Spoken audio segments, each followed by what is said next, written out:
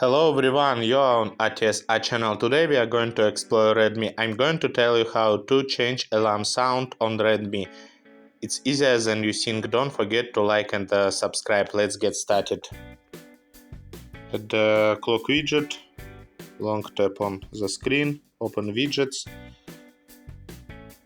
At the clock widget, tap on clock widget, select alarm. Add the alarm.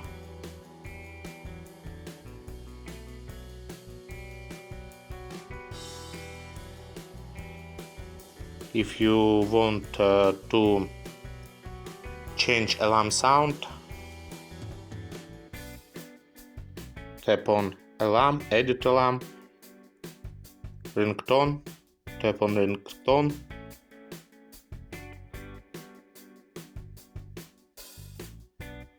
Select alarm sound you need. Then tap on apply.